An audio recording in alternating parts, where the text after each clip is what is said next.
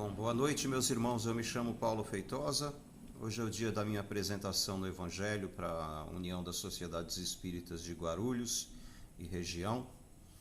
Lembrando que esses vídeos do Evangelho eu posto para outras pessoas também. São coisas úteis, agradáveis e muito necessárias para mim. Isso eu consigo, eu também compartilho, né, com as pessoas que estão nos meus contatos. Pois bem, o Evangelho, não se esquecendo, a gente faz semanalmente, reserva um período do dia, geralmente à noite, depois do trabalho, para poder fazer orações, para poder limpar, higienizar o nosso coração, a nossa mente, e essas energias que saem dos nossos pensamentos vão higienizar também o nosso lar. É para isso. Eu começo sempre com a oração do Pai Nosso. Pai nosso que estais no céu, santificado seja o vosso nome, venha a nós o vosso reino. Que seja feita a vossa vontade, assim na terra como no céu. O pão nosso de cada dia nos dai hoje.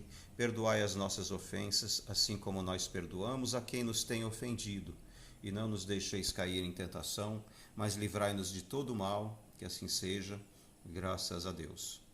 Pois bem, meus irmãos, o tema que eu escolhi para poder fazer a explanação está no capítulo 16 do Evangelho segundo o Espiritismo. Não se pode servir a Deus e a Mamon.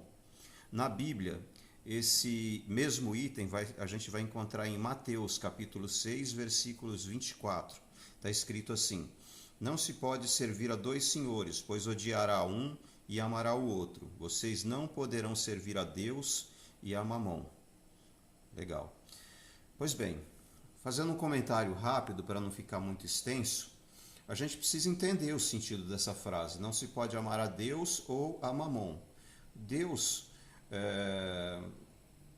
eu vou dizer assim que a gente não tem inteligência suficiente para poder entender a amplitude de Deus, que é uma coisa assim muito extensa. A gente não tem sentidos para captar, por exemplo, a eletricidade, para captar as forças da natureza, da gravidade, as forças da natureza do empuxo. São várias forças que os nossos sentidos não abarcam. E essas forças são só um pedacinho de algo que está contido em algo maior que a gente chama de Deus.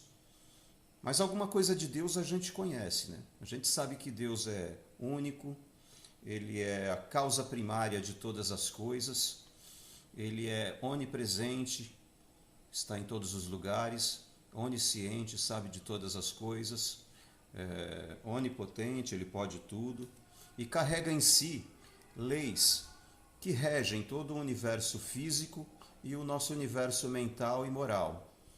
Portanto, isso implica em que, quanto mais eu conheço as coisas, mais eu vou estar conhecendo a Deus, porque está em todos os lugares. Eu, aumentando a minha capacidade intelectual, eu vou fazer vamos dizer assim, que Deus vai estar sendo contido dentro de mim numa amplitude maior. Então, é isso. E o Mamon? O Mamon eu fui procurar saber, meus irmãos. Na Bíblia, o Mamon, ele significa a riqueza e a cobiça. Esses são o significado da palavra Mamon. Mas não é todo tipo de riqueza que essa palavra Mamon simboliza. É a riqueza desmedida, aquela riqueza imoderada, né? Porque, por exemplo, existem pessoas que o cara ganha uma fortuna do pai, da mãe, ou do avô, ou do tio.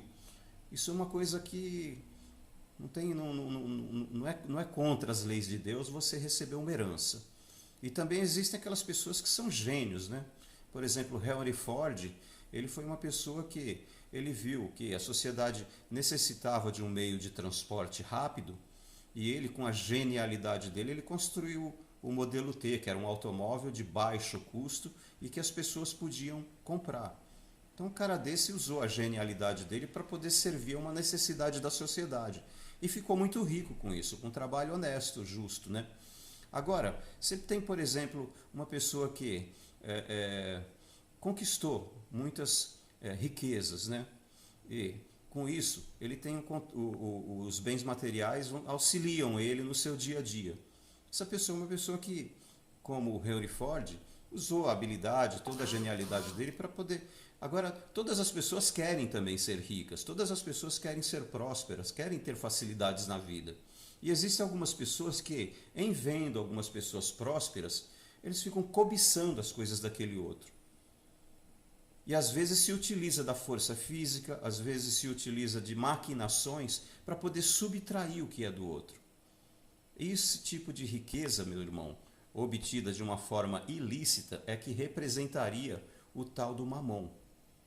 E a palavra cobiça, meus irmãos, a palavra cobiça eu fui procurar no dicionário.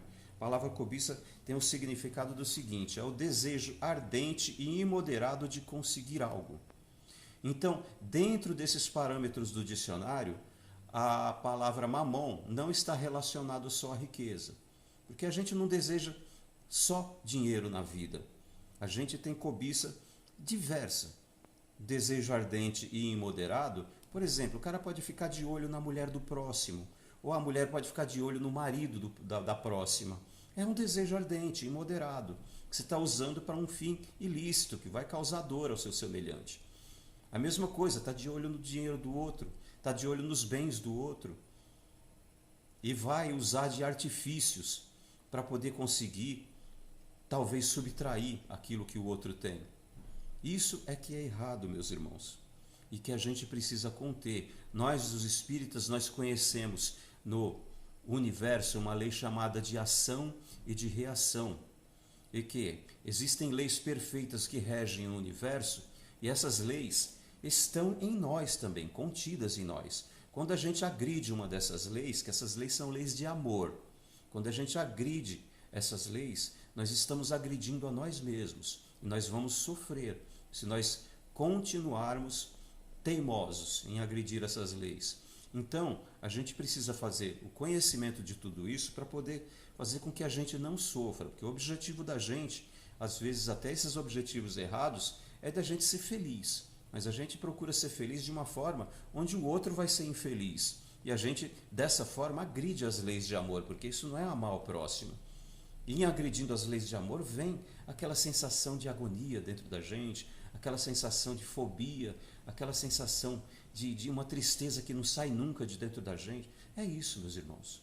Às vezes você está dando murro em ponta de faca e não está sabendo.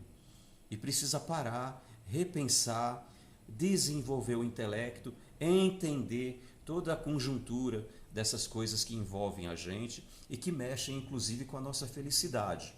Isso está errado. Se a gente está maquinando, está usando a cobiça da gente para fins onde muito provavelmente pessoas vão sofrer, nós temos responsabilidades por esses sofrimentos e essas coisas não ficam assim.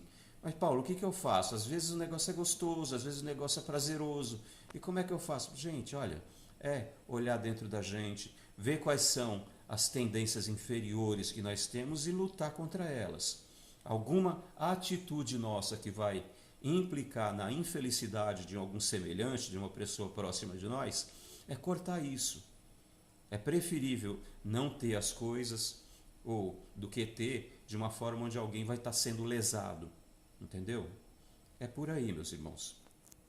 Legal, eu acho que já deu para entender, que foi o que eu entendi dessa colocação da palavra de Deus, vamos colocar assim, né? Pois bem, no Evangelho no Lar, a gente também faz as vibrações e no final faz uma prece de encerramento. As vibrações é a gente desejar o bem. No Evangelho a gente sempre coloca no foco desse desejo do bem os nossos familiares.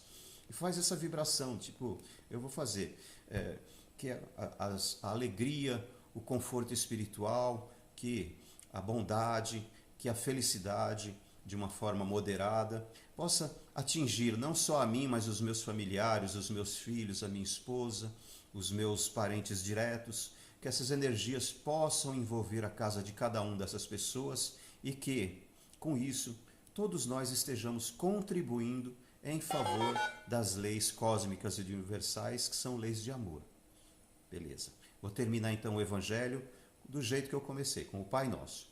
Pai nosso que estais no céu, santificado seja o vosso nome, venha a nós ao vosso reino, seja feita a sua vontade, assim na terra como no céu. O pão nosso de cada dia nos dai hoje, perdoai as nossas ofensas, assim como nós perdoamos a quem nos tem ofendido, e não nos deixes cair em tentações, mas livrai-nos de todo mal, Que assim seja, graças a Deus. Tenham uma boa noite, meus irmãos, e fiquem com Deus.